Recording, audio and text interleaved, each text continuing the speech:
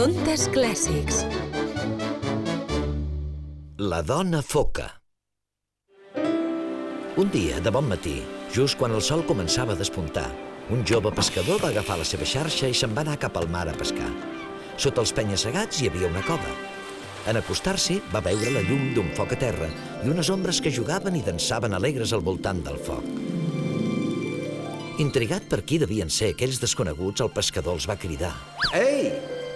Les figures es van aturar espantades i tot d'una van fugir corrent cap al mar. Una pell de foca va quedar estesa a la sorra. El seu pelatge lluent brillava a la llum del foc. El pescador se la va endur. Cap al vespre, el pescador tornava a casa amb 4 tristos peixos. En passar per davant de la cova va sentir somicar algú.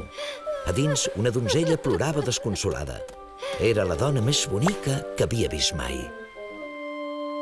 Què us passa, donzella? Senyor, sóc una foca. M'he tret la pell per sortir de l'aigua i ballar amb els meus germans i germanes. Però la meva pell ha desaparegut i no puc tornar a casa. M'ajudarà a buscar-la per poder tornar al mar, senyor? La pell de foca era dins el cistell del pescador, sota els peixos que havia pescat. Però l'home s'havia enamorat de la donzella i no tenia valor per tornar-li. En comptes d'això, li va oferir casa seva durant el temps que calgués mentre la buscava. El pescador va dur la donzella a casa seva, on li va donar menjar i també una capa per abrigar-se. Aquella mateixa nit, mentre la donzella dormia, el pescador va pujar a les golfes, va tancar la pell en un bagul i es va guardar la clau dins la butxaca, d'on ja no la trauria mai. L'endemà, la donzella va ajudar el noi a pescar. Semblava que sabia on eren els millors bancs de peixos i la xarxa del pescador aviat es va emplenar de peixos platejats.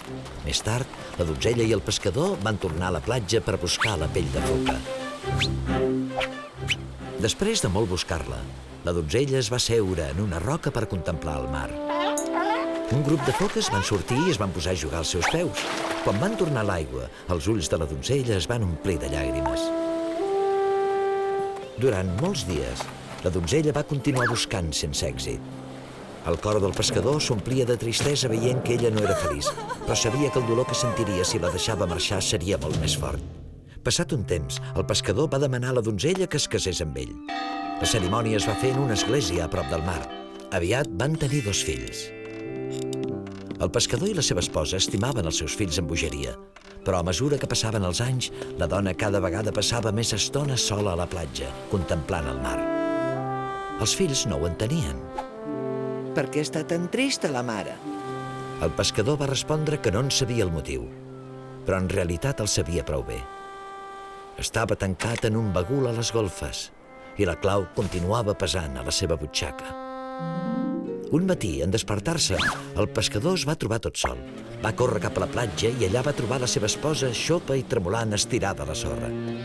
Estava gairebé glaçada. El pescador la va dur a casa, la va embolicar amb una manta i li va fer un te ben calent. Va dir als seus fills que, com que la mare necessitava tranquil·litat, anirien a pescar mentre ella reposava.